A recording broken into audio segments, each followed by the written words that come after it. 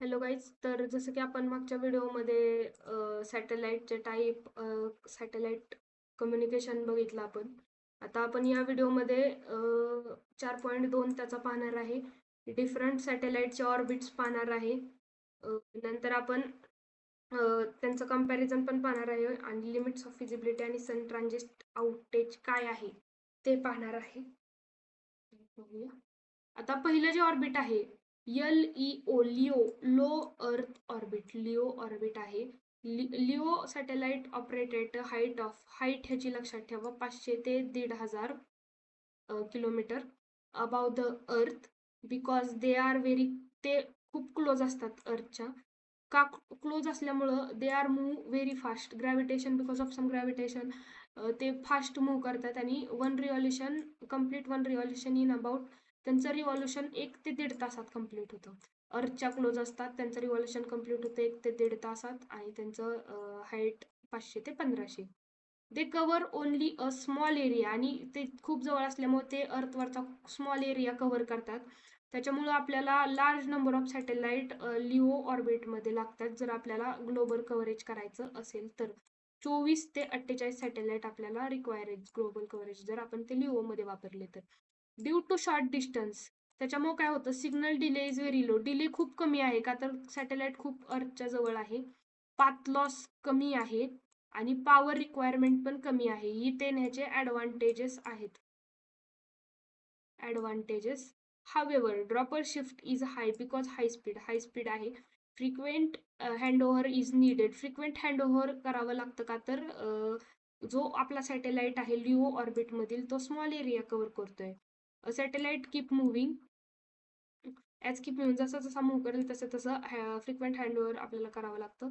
There are mainly used for remote sensing and low latency communication. आता हे कुठं वापरतो आपण तर जिथे रिमोट सेन्सिंग आहे आणि लो लॅटन्सी कम्युनिकेशन आहे, जिथे खूप कमी लॅटन्सी लागते तिथं आपण ह्या ऑर्बिटमधील सॅटेलाइट वापरतो किंवा हे ऑर्बिट वापरतो. आता पाहूया मिओ काय, मीडियम अर्थ ऑर्बिट.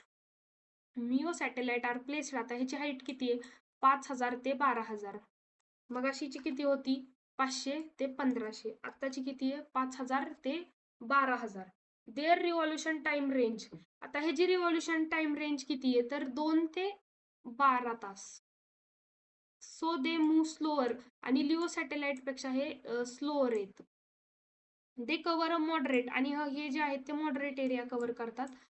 त्याच्यामुळे आपल्याला फिवर सॅटेलाइट लागतात. अप टू 24 सॅटेलाइट आपल्याला बस असतात जेव्हा जर आपल्याला ग्लोबल कव्हरेज करायचं असेल तर are needed compare to Leo.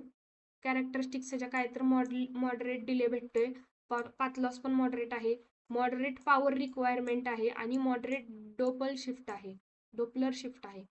This satellite provide a balance between coverage.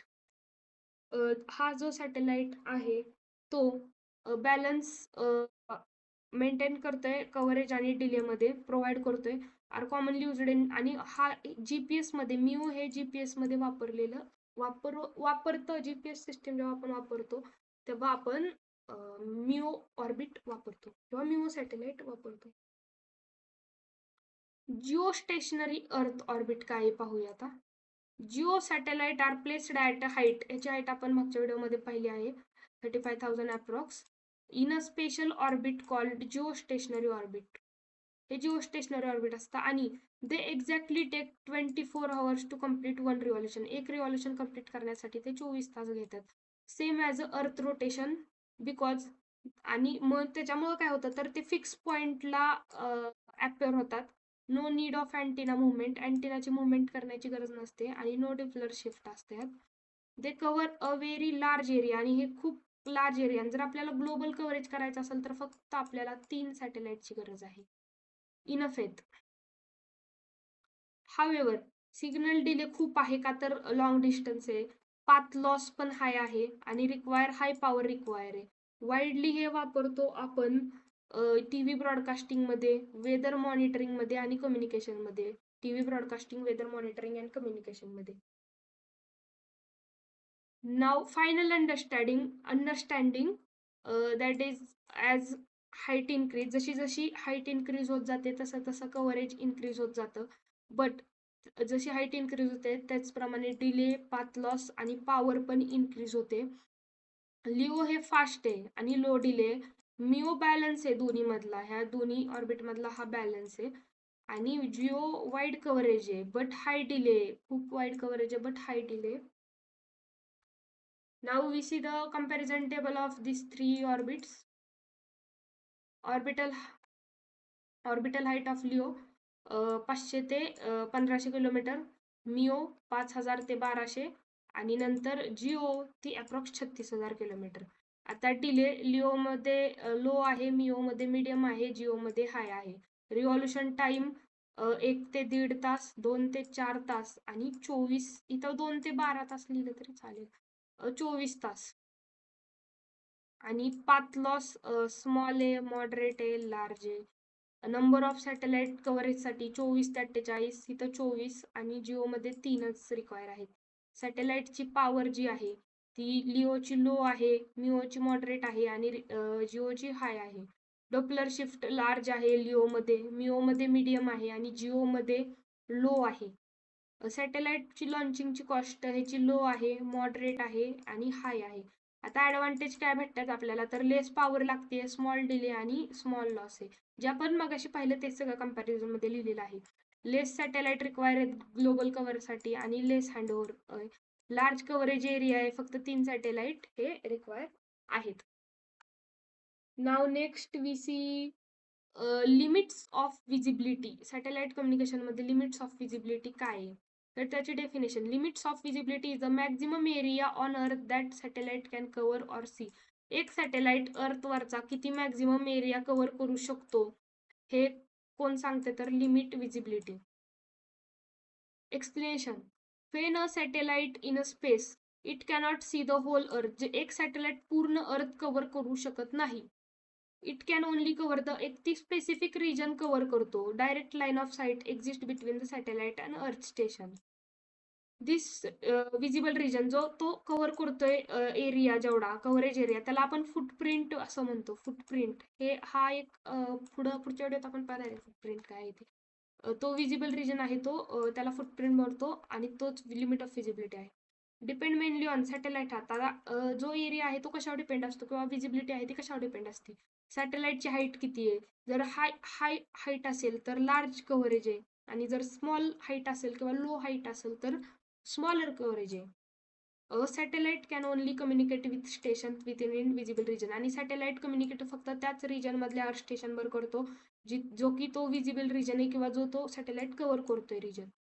Beyond this limit no signal reception.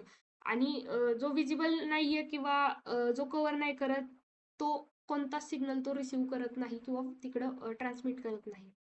आता पाहूया आपण फॉर डिफरंट ऑर्बिट. लिओ साठी स्मॉल विजिबिलिटी एरिया असतो, मिओ साठी मॉडरेट विजिबिलिटी आहे आणि जिओ साठी व्हेरी लार्ज विजिबिलिटी असते. यातील 1/3 of earth, it is very large. That's why only 3 geo satellite can cover almost the earth. Important concept. The boundary of visibility occur when the satellite is at the horizontal of the earth station. Important concept काय, तर boundary विजिबिलिटीची अक्कर होते जेव्हा satellite इथे horizon of earth station at the point, जेव्हा elevation angle जो 0 असेल तेव्हा बियॉन्ड दिस सॅटेलाइट हा विजिबल नसतो.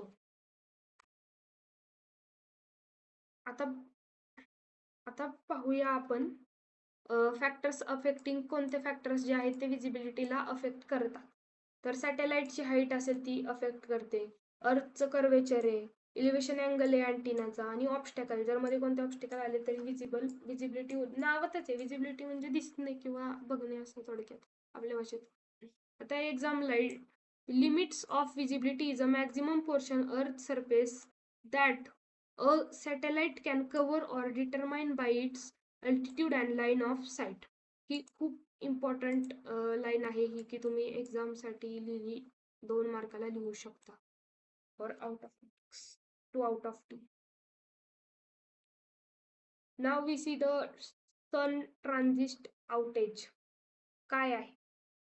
Sun transit outage is a temporary loss or disturbance of satellite signal. Sun transit outage ही एक डिस्टर्बन्स आहे किंवा एक टेम्पररी डिस्टर्बन्स आहे सॅटेलाइट सिग्नलसाठी किंवा लॉस आहे. फेन आता कधी होतं, when sun come exactly behind the satellite, जेव्हा सन जो आहे, जेव्हा हा सन आहे तो सॅटेलाइटच्या एक्झॅक्टली बिहाइंड येतोय. हा अर्थवरचा भाग आहे, हा अर्थ आहे आणि हा सॅटेलाइट आहे, आणि जेव्हा सन जो आहे तो एक्झॅक्टली बॅक येतो याच्या, तेव्हा ही कंडिशन होते सन ट्रान्झिस्ट आउटेज. तेव्हा सिग्नल जो आहे तो लॉस होतो किंवा डिस्टर्बन्स होतं त्यात. वाय इट हॅपन, हे का घडतं? The sun emit strong electromagnetic noise when alignment occurs. Alignments Earth station satellites आणि आपण पाहिलं. The sun noise overpowers the satellite signal. जो सूर्यापासून येणारे जे रेडिओ वेव्ज आहेत किंवा जी किरणं आहेत ती खूप स्ट्रॉंग असल्यामुळे नॉईस क्रिएट होतोय सॅटेलाइटच्या सिग्नलमध्ये किंवा डिस्टर्बन्स येतोय, त्याच्यामुळं तो डिस्टर्ब होते, टेम्पररी लॉस होते सिग्नलचा. त्याच्यामुळे काय होते, सिग्नल गेट डिस्टर्ब और कम्प्लिटली लॉस्ट. फेनिट अक्कर ही कधी होते? Happen during equinox period. हे ह्या पिरियडमध्ये होतं, इम्पॉर्टंट. अराउंड हा पिरियड कधी असतो? मार्च आणि सप्टेंबर. ऑकर्स इन काही मिनिटासाठी फ्यू मिनिट डेली, काही मिनिटासाठी होतं या पिरियडमध्ये. Continue for about 5 to 10 days. आता याचे इफेक्ट काय होतात? सन ट्रान्झिस्ट कळलं असेल तुम्हाला की कधी होतं, तर जेव्हा सूर्य ह्याच्या बॅक होतो आणि त्याच्या किरणांमुळं हे डिस्टर्ब होतं आणि ते नॉईज जनरेट होतो आणि सिग्नल लॉस होतो. दिस इज सन ट्रान्झिस्ट आउटस्टेज. आता त्याचे इफेक्ट काय होतात? टीव्ही सिग्नल इंटरप्शन होते, नॉईज डिस्टॉर्शन कम्युनिकेशनमध्ये येते, टेम्पररी सिग्नल लॉस होतोय. आता याचे की पॉइंट्स काय? It is predictable, happen mainly GEO सॅटेलाइटमध्ये होतं, हे प्रेडिक्टेबल आहे, रँडम नाहीये. ड्युरेशन इज शॉर्ट ड्युरेशनसाठी होतं फक्त. नो परमनंट डॅमेज, काही होत नाही, बस टेम्पररी डिस्टर्बन्स येतो आणि हॅपन होतं Jio satellite. Important. Exam definition: Sun transit outage is a temporary interruption of a satellite communication caused by solar noise when sun aligns with the satellite and the earth station. Very important. Prepare for your exam.